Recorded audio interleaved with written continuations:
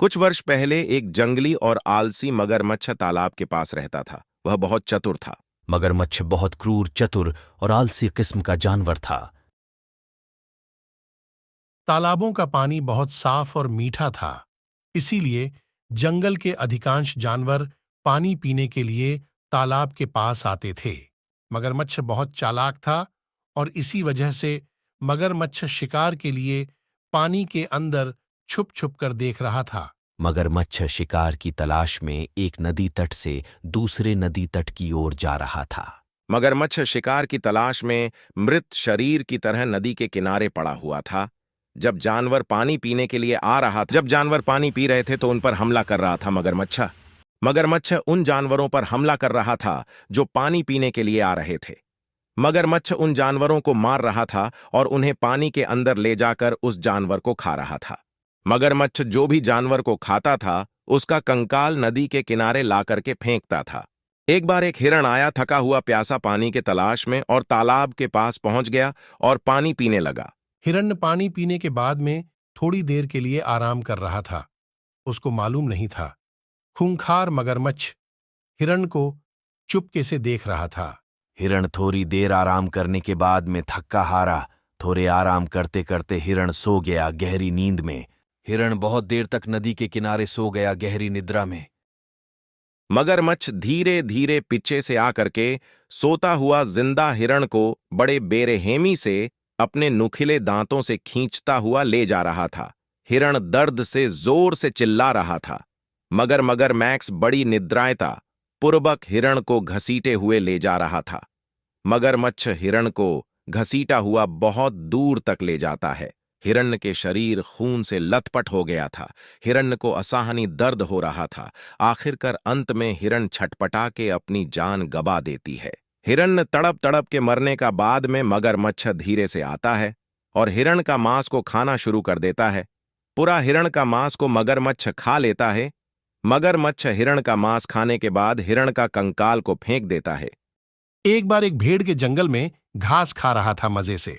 Giraffe तभी आकर के भेड़ से पूछता है, सुन रहे हो भाई, आजकल जंगल में जानवर कम हो रहे हैं, ऐसा क्यों हो रहा है? हमको कुछ समझ में नहीं आ रहा है। तभी भेड़ ऊपर की ओर जिराफ की तरफ देख के बोलता है कि हाँ जिराफ भाई, मुझे भी कुछ ऐसा ही लग रहा है। जंगल से हिरन भाई भी कुछ दिन से मुझे दिखा नहीं। हिरन भाई भी कहीं दिख नहीं रहा। हे मुझे लगता हे हिरन भाई भी कहीं गायब हो गया। हे चलो जंगल के राजा के पास चलते हैं, वही हमें इस दुविधा से छुटकारा दिला सकते हैं। भेड़ और जिराफ दो जंगल की राजा से मुलाकात करने के लिए चलते हैं। जिराफ और भेड़ दो जाके शेर के पास पहुंच गए। तभी शेर जंगल अपने इलाका में निठल्ला खड़ा था। वहां पे जिराफ ने शेर को देख के कहा, नमस्ते जी हुजूर। शेर ने बोला जिराफ से, बोलो जिराफ, इतना सुबह सुबह यहाँ पर क्या बात है? जिराफ, क्या समस्या है? जिराफ ने शेर से कहा, हुजूर, हम बहुत परेशान हूं कुछ दिन से, क्योंकि कुछ दिनों से जंगल से कुछ कुछ जानवर गायब हो रहे हैं। समझ में नहीं आ रहा है ऐसा क्यों हो रहा है। कृपया इस समस्या का समाधान करें। शेर ने कहा, ऐसा कब से हो रहा है? अच्छा ठीक है, तुमने अभी अभी बताया कि कुछ ही दिनों में ऐसा हो रहा है। ठीक है, मेरे मंत्री को बुला के इस बात को पता करता हूँ। कुछ ना कुछ उपाय होगा, ये पता लगाना चाहिए कि ऐसे जंगल से जानवर क्यों गायब हो रहे हैं। अगला दिन शेर ने अपनी सेनापति लोमड़ी को बुलाया। अपने मंत्री भेड़िए को बुलाने के लिए लोमड़ी को बोला। लोमड़ी ने कहा, जी हुजूर, मैं अभी जाके भेड़िया को अभी बुला के लाता हूँ। लोमड़ी राजा की आदेश सुन के निकल गया भेड़िया को खबर पहुंचाने के लिए। फिर लोमड़ी भेड़िया की तलाश करने के लिए निकल जाता है। लोमड़ी धीरे धीरे राजा के मंत्री की खोज में आगे बढ़ी। आखिरकार लोमड़ी भेड़िए का निवास स्थान ढूंढने में सफल हो सका। लोमड़ी ने देखा कि भेड़िया शांति से सो रहा था, गहरी निद्रा में अपनी गुफा के पास। लोमड़ी ने बुलाया भेड़िया को, बोला, भेड़िया, इतनी गहरी निद्रा में सोए हो, उठो उठो। गहरी निद्रा भंग के कारण से भेड़िया आग बबूला हो गया, जोर से चिल्लाने लगा। लोमड़ी ने भेड़िया का गुस्सा देखकर बोला, मंत्री जी, थोड़ा गुस्सा ठंडा करिए। आपको महाराज जी ने बुलाया है, आपके पास कुछ काम है, महाराज बोल रहे थे, इसीलिए मैंने आपको निद्रा से उठाया है। भेड़िए ने लोमड़ी का बात सुन के शांत हो गया। भेड़िया ने फिर लोमड़ी से कहा, ठीक है, तो फिर चलो, महाराज के पास चलते हैं। दो भेड़िया और लोमड़ी एक साथ राजा की ओर चले। लोमड़ी भेड़िया को अपने साथ लेकर शेर के कहे हुए जगह पर पहुंच गया। भेड़िया और लोमड़ी दो ने देखा कि शेर गहरी नींद में था। शेर शांति से सो रहा था। भेड़िया और लोमड़ी दोनों धैर्यपूर्वक शेर की नींद से जागने का इंतजार करते रहे।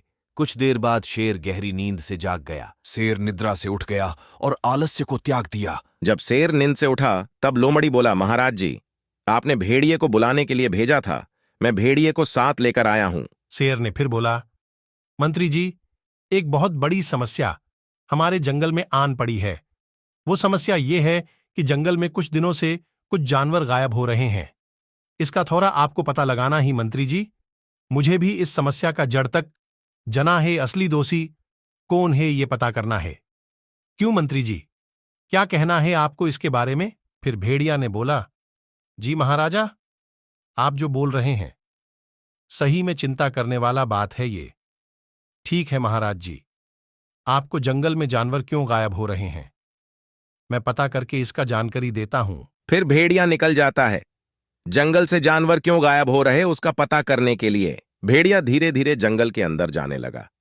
सच का पता लगाने के लिए धीरे धीरे भेड़िया आगे बढ़ता जा रहा था जंगल में।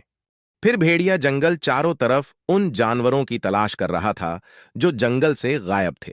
भेड़िया कभी बायां कभी दाइयां देख रहा था, आगे बढ़ रहा था चलते चलते। भेड़िया सुबह से घूमते घूमते शाम हो गया, लेकिन भेड़िए को कुछ पता नहीं चला उन खोए हुए जानवरों के बारे में। बहुत देर जंगल में घूमने के बाद मैं भेड़िया बहुत ज्यादा थक गया और थोड़ा आराम करने लग गया। फिर भेड़िया को ज्यादा प्यास लगा तो भेड़िया वहां से उठ के पानी की तलाश करने लगा और आगे चला गया। भेड़िया चलते चलते एक सुंदर सा तालाब के पास पहुंच गया। फिर भेड़िया ने देखा कि वहां पे किसी जानवर का कंकाल पड़ा था। फिर वो सोचने लगा कि ये कंकाल किसका है। फिर वो कंकाल को पहचान गया। फिर वो राजा को खबर देने के लिए वहां से चला गया तेजी से। भेड़िया बाघ की गुफा के पास पहुंच गया। बाघ भेड़िए का इंतजार कर रहा था। शेर ने भेड़िया से पूछा, क्यों, कुछ पता चला उन खोए हुए जानवरों के बारे में? जल्दी बताओ मंत्री जी। भेड़िए ने कहा, नहीं हुजूर, पर आज जब जंगल में पानी की तलाश में एक तालाब के पास पहुंचा तो देखा वहां पे एक हिरण का कंकाल पड़ा था। मुझे लगता है कोई तालाब के आसपास ही जो जंगल के जानवरों को मार के उनका मांस खा रहा है। मुझे ऐसा लग रहा है हुजूर। फिर शेर ने कहा, मंत्री से आपका क्या सुझाव है? हमें अभी क्या करना चाहिए? आप बोलिए मंत्री जी। तभी भेड़िए ने बोला, महाराज, मेरे हिसाब से हमें एक दिन पूरा तालाब के पास छुप के रहना होगा, तभी हमें सच का पता चल पाएगा। शेर ने फिर भेड़िया को बोला, अच्छा ठीक है, कल सुबह हम लोग तालाब के पास जाएंगे सच का पता लगाने। फिर अगला दिन सुबह शेर और भेड़िया दो तालाब की ओर चले गए सच का पता लगाने के लिए। फिर शेर और भेड़िया चलते चलते आगे बढ़ते रहे। आपस में बातचीत करके शेर और भेड़िया और शेर मगरमच्छ तक पहुंचने तक चलते रहे। शेर और भेड़िया मगरमच्छ के पास पहुंचने ही वाले थे कि अचानक उन्होंने देखा। शेर और भेड़िए ने देखा कि मगरमच्छ एक बछड़े के बच्चे का मांस खा रहा था और उन्होंने वहां एक पेड़ के पीछे देखा और मगरमच्छ पर हमला करने का मौका मिलने तक कुछ देर तक इंतजार किया। शेर धीरे धीरे आगे बढ़ता है मगरमच्छ को पकड़ने के लिए। जैसा ही शेर आगे बढ़ता है मगरमच्छ को इसकी भनक लग जाता है। फिर मगरमच्छ धूम दबा के भागता है। शेर भी धूम मगरमच्छ का पीछे दौड़ने लगता है। फिर मगरमच्छ के पीछे दौड़ने लगा। लायन मगरमच्छ के पीछे दौड़ने लगा। ऐसे बहुत देर तक शेर मगरमच्छ का दौड़ का सिलसिला चलता रहा। अंत में मगरमच्छ थक गया, रुक गया। शेर तभी बोलो, तुम्हें आज कोई नहीं बचा सकता है मुझसे।